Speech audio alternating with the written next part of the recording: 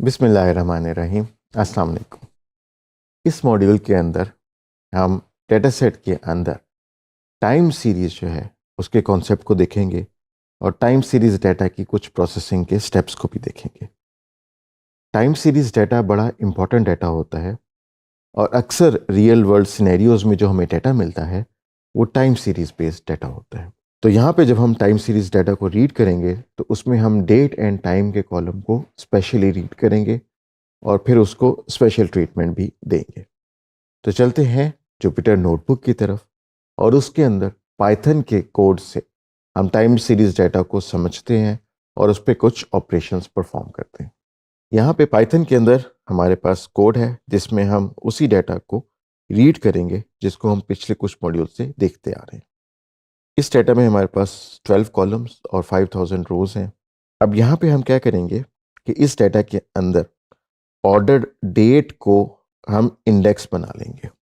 That means कि हम अपने डेटा को as time series data treat करेंगे और उसके लिए जो डेट टाइम का कॉलम हम चूज करेंगे वो ऑर्डर डेट है। इंडेक्स सेट करने के बाद अब हम देखते हैं कि क्या वो इंडेक्स सेट हो गई। तो हमें ये नज़र आया कि अब जो हमारा पूरे डेटा फ्रेम का इंडेक्स है वो हमारा ऑर्डर डेट का कॉलम है और इसके अंदर हमारे पास तमाम डेट्स मौजूद हैं जिनमें हमारे पास मुख्तलिफ ऑर्डर्स रिसीव हुए। हमारे पास डेटा सेट के अंदर 5000 रोज हैं और 12 कॉलम्स हैं। नेक्स्ट हम क्या काम करेंगे कि हम इस सारे डेटा को मंथ वाइज एनालिसिस की तरफ लेके जाएंगे, यानी हम अपनी पूरी रेवेन्यू स्ट्रीम का मंथली एनालिसिस करेंगे। तो इसलिए हम अपना जो रेवेन्यू का कॉलम है उसकी रीसैम्पलिंग करते हैं और उसको मंथ वाइज रेवेन्यू पे करेंगे। उसके लिए हम रीसैम्पल का फंक्शन यूज़ कर सकते हैं जिससे डेटा को रीसैम्पल करके पाइथन हमें अवेलेबल कर देता है। और जो रीसैम्पलिंग का क्राइटेरिया है वो हम यहाँ पे डिफाइन करेंगे ME।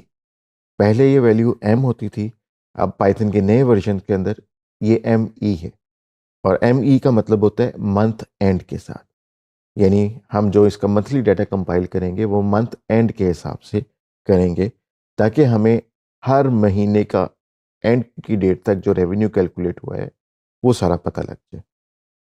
तो हम जो रीसैम्पलिंग करवा रहे हैं वो मंथ एंड पे है और उस पूरे महीने का हम सम भी ले रहे हैं।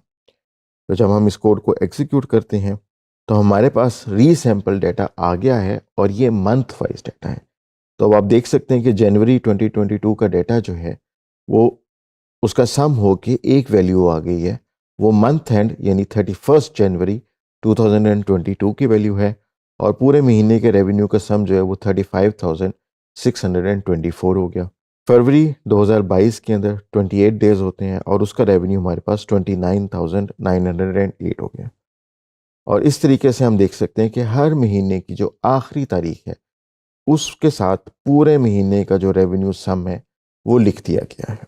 अब हम क्या करेंगे, अब हम ये देखेंगे कि जो हमारा मंथली रेवेन्यू है उसमें चेंज कितनी आ रही है और उस चेंज को एब्सोल्यूट नंबर की बजाय हम परसेंटेज के अंदर लिखेंगे।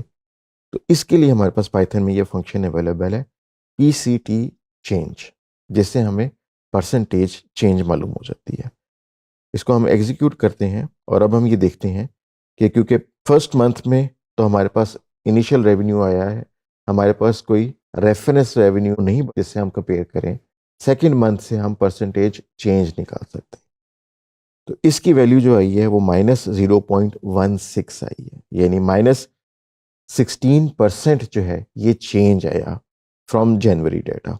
और फेब्रुवरी में दिन कम होते हैं लिहाजा ये अंडरस्टैंडेबल है। उसके बाद मार्च के महीने में हमारे पास 1.3% इंक्रीज हुआ। अप्रैल के महीने में हमारे पास रेवेन्यू जो है वो 1.5% इंक्रीज हुआ एंड सो ऑन।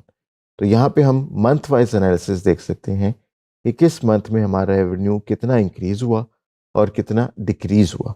जो नेगेटिव वैल्यूज़ होंगी वो हमें बताएंगी कि इस महीने में हमारा रेवेन्यू डिक्रीज भी हुआ है।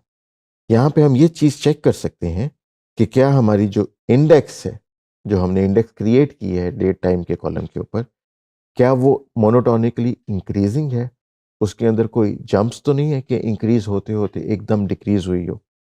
तो जब हम इस कोड को एग्जीक्यूट करेंगे तो हमें वैल्यू पता लग गई ट्रू, जिससे हम एक सैनिटी चेक लगा सकते हैं अपने डेट टाइम के कॉलम के ऊपर कि हमारी डेट हमेशा बढ़ती ही जा रही है। सिमिलरली है क्या हम क्या करते हैं, हम ये देखते हैं कि जो मंथ वाइज हमने ग्रुपिंग की है और रीसैंपल किया डाटा को, क्या उसके भी अंदर एक सैनिटी चेक हम लगा सकते हैं कि मंथ एंड का जो हमारे पास सम आ रहा है वो टोटल रेवेन्यू से कहीं ज़्यादा तो नहीं हो गया। तो हमारा सोर्स ऑफ डेटा जो है वो तो टोटल रेवेन्यू है। अगर हम मंथ एंड का एनालिसिस करते हैं तो वो वैल्यू इससे ज़्यादा नहीं होनी चाहिए। हम इस कोड को एग्जीक्यूट करते हैं तो हम ये देख सकते हैं कि हमारे पास मंथली रेवेन्यू का सम और रेवेन्यू का सम दोनों इक्वल आ रहे हैं। तो कंडीशन जो हम चेक करेंगे वो ये है कि मंथली रेवेन्यू जो कि हमने एक नया ऑर्डर बनाया है वो ओरिजिनल रॉ डाटा जो है रेवेन्यू का उससे कहीं बढ़ ना जाए। तो सैनिटी चेक से हमें पता लग गया कि वो नहीं बढ़ रहा और हमारा सैनिटी चेक जो है वो ट्रू रिटर्न कर रहा है।